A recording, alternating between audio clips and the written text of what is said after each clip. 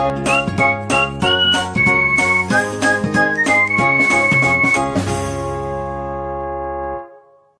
And welcome to Bouncing Knowledge. Computer basics के chapter 3 में exploring your computer में आज हम डिस्कस करेंगे एक्सटर्नल कमांड्स। लेकिन उससे पहले हम रीकैप करेंगे अपने प्रीवियस वीडियो सेशन का, जिसमें हमने DIR से रिलेटेड स्विचेस के बारे में डिस्कशन किया। Date command, time, CLS, version, volume और डायरेक्टरी रिलेटेड कमांड्स में MD, CD और RD कमांड्स के बारे में डिस्कशन किया, जिससे रिलेटेड हमने एक एक्सरसाइज भी कंडक्ट की थी डायरेक्टरी स्ट्रक्चर बनाने का। और फाइल रिलेटेड कमांड्स में हमने copy, con, type, rename, copy, delete और पाथ फाइल्स के बारे में डिस्कशन किया। तो ये सभी इंटरनल कमांड्स की कैटेगरी थी जिनको हमने प्रीवियस वीडियो सेशंस में डिस्कस किया है। आज हम एक्सटर्नल कमांड्स में सबसे पहले डिस्कस करने वाले हैं xcopy।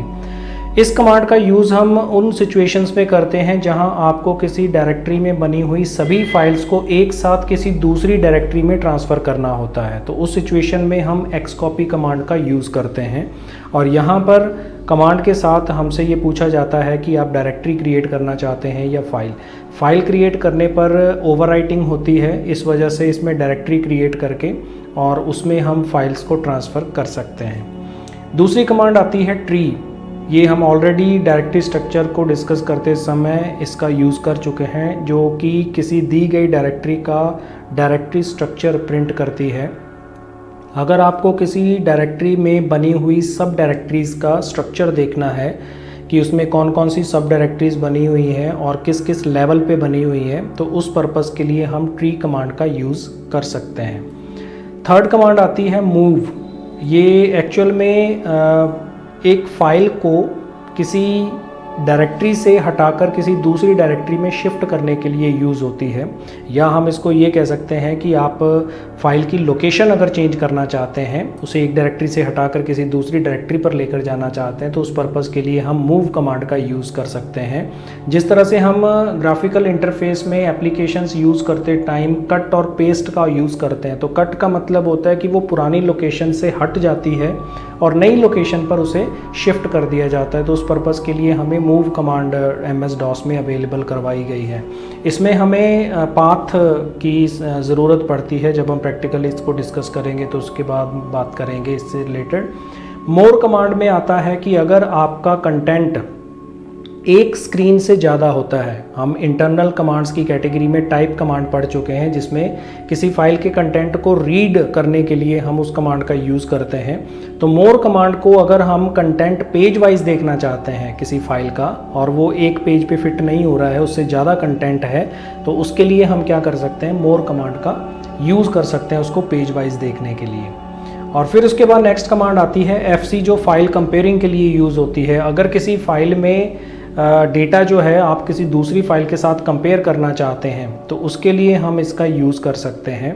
उन दोनों के डिफरेंसेस यहाँ पर शो किए जाते हैं और अगर दोनों में कोई डिफरेंस नहीं है तो हमें कोई भी रिज़ल्ट नहीं मिलता है, मैसेज आ जाता है कि इनमें कोई भी डिफरेंसेस नहीं है। और लास्ट कमांड आती है सॉर्ट। दो तरीके से इसको यूज़ किया जा सकता है, असेंडिंग ऑर्डर और डिसेंडिंग ऑर्डर। तो अगर आप किसी फाइल के कंटेंट को असेंडिंग या डिसेंडिंग ऑर्डर में अरेंज करके डिस्प्ले करवाना चाहते हैं, तो उसके लिए हम सॉर्ट कमांड का यूज़ कर सकते हैं। तो चलिए इनको प्रैक्टिकली इम्प्लीमेंट करते हैं। तो यहाँ पर सपोज़ हमारे पास कुछ डायरेक्टरीज़ बनी हुई हैं। हमारे पास यहाँ पर एक डायरेक्टरी है न्यू डेमो के नाम से। यहाँ पर हमारे पास न्यू डेमो के नाम से एक डायरेक्टरी है, डेमो के नाम से एक डायरेक्टरी है। मान लीजिए कि हम इस डायरेक्टरी की कॉपी क्रिएट करना चाहते हैं, जैसे कि हमने देखिए CD डेमो नाम की डायरेक्टरी बनाई और इसमें हम DIR करते हैं, तो इसमें देखिएगा 3 फाइल्स बनी हुई हैं। मान लीजिए कि आप इन तीनों फाइल्स की कॉपी क्रिएट करना चाहते हैं, तो हम इस डायरेक्टरी से बाहर आ जाते हैं और यहाँ पे हम क्या करेंगे, xcopy, और यहाँ पे हम लिखते हैं डेमो, यानी कि इसमें जो मौजूद तीनों फाइलें हैं हमें एक नई डायरेक्टरी में शिफ्ट करनी है। और डेमो के बाद सपोज़ हम इसका नाम दे देते हैं टुडे। सपोज़ हमने इस डायरेक्टरी का नाम टुडे रख दिया, तो यहाँ पे देखिएगा टुडे जो नेम दिया गया है टारगेट में, उसके लिए पूछा जा रहा है कि आप इसको फाइल बनाना चाहते हैं या डायरेक्टरी। अगर आप फाइल क्रिएट करेंगे तो तीनों फाइलें कॉपी तो होंगी, लेकिन इसमें कंटेंट सिर्फ लास्ट फाइल का होगा, ओवरराइटिंग हो जाती है सेम नाम से फाइल बनेगी तो। और इसलिए हम इसकी डायरेक्टरी क्रिएट कर देंगे तो वो तीनों फाइलें इसमें ट्रांसफ़र हो जाएंगी। अब हम क्या करते हैं, CD today अगर हम यहाँ पे लिखते हैं और इसमें dir करते हैं तो आप देख सकते हैं कि इसमें तीनों फाइल्स जो हैं अवेलेबल हो गई हैं, कॉपी पेस्ट हो गई हैं। इसी तरह से हमने एक एक्सरसाइज की थी, उसके लिए हम ट्री कमांड को यूज़ कर सकते हैं। डिवाइसेस नाम की हमने कमांड एक्सरसाइज की थी, तो उसमें हमने इनपुट आउटपुट डिवाइसेस का ट्री स्ट्रक्चर देखने के लिए इसका यूज़ किया जा सकता है कि अगर आपने डायरेक्टरी बनाई है और उसमें सब डायरेक्टरीज क्रिएट की हैं तो आप उसका ट्री स्ट्रक्चर देखने के लिए इसका यूज़ कर सकते हैं। फिर उसके बाद नेक्स्ट आ जाती है मोर कमांड। तो अगर हमारे पास कोई ऐसी फ़ाइल है जिसमें कंटेंट एक पेज से ज़्यादा है, सपोज़ हमारे पास न्यू फाइल है, तो इसमें अगर हम टाइप कमांड लगाते हैं, देखिए टाइप न्यू फाइल, तो इसमें देखिएगा कि हमें ABC 3 कंटेंट्स दिखाई नहीं दे रहे हैं। D से करैक्टर शुरू हो रहा है और Z तक चल रहा है। मान लीजिए कि आप इसको पेज वाइज देखना चाहते हैं तो यहाँ पे हम मोर कमांड यूज़ करेंगे और मोर के साथ हम क्या देंगे, न्यू फाइल। अब यहाँ पे देखिएगा A से कंटेंट शुरू हो रहा है और X पे जाके स्क्रीन रुक गई और 92% आपकी फ़ाइल डिस्प्ले हो चुकी है।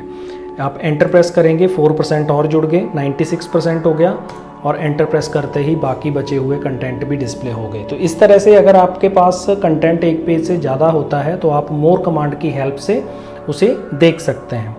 इसी तरह से हम नेक्स्ट कमांड यूज़ कर रहे हैं FC, जिसको हम बोलते हैं फाइल कंपेयर।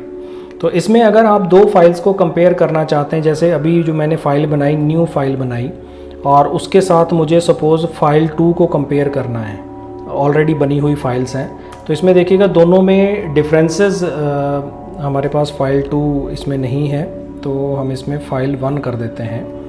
इसकी जगह पे हम कर देते हैं फाइल 1। एंटर प्रेस किया। अब देखिए यहाँ पे हेलो वर्ल्ड इस फाइल 1 में लिखा हुआ है और फाइल 2 के अंदर जो न्यू फाइल है उसमें ये कंटेंट लिखा हुआ है, तो दोनों के जो कंटेंट हैं वो डिस्प्ले करवा दिए।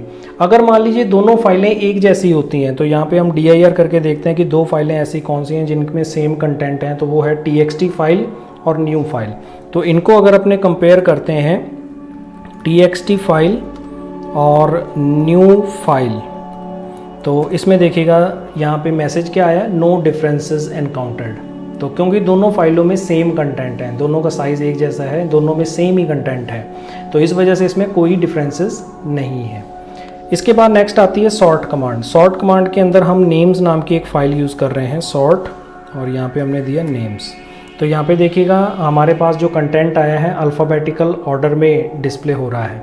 तो अगर मान लीजिए कि आप इसको डिसेंडिंग ऑर्डर में करना चाहते हैं, तो ओरिजिनली अगर आप टाइप कमांड यूज़ करके नेम्स देखेंगे तो ये नेम्स जो हैं अल्फ़ाबेटिकल ऑर्डर में नहीं हैं, सिर्फ सॉर्ट कमांड के साथ हमने फाइल का नाम दिया है तो अरेंज हो गए अल्फ़ाबेटिकल ऑर्डर में। ओरिजिनल ऑर्डर इनका ये है, इस ऑर्डर में स्टोर की गई थी फाइल। और अगर हम इसको रिवर्स करना चाहते हैं तो यहाँ पे करेंगे sort/r रिवर्स के लिए और यहाँ पे फाइल का नाम नेम्स। तो यहाँ इस तरीके से ये फाइल जो है डिसेंडिंग ऑर्डर में ट्रांसफ़र हो जाएगी। तो इसी तरह से मान लीजिए कि अब आपको ये नेम्स नाम की जो फाइल है इसे ट्रांसफ़र करना है किसी दूसरी डायरेक्टरी के अंदर, तो उसके लिए हम क्या करते हैं, सपोज़ हमारे पास एक फ़ाइल क्रिएट करते हैं। यहाँ पे हमने किया कॉपी कॉन येस नाम की हमने एक फ़ाइल बनाई और इसमें हमने मैटर लिखा दिस इज़ माई फाइल और इसको सेव कर दिया।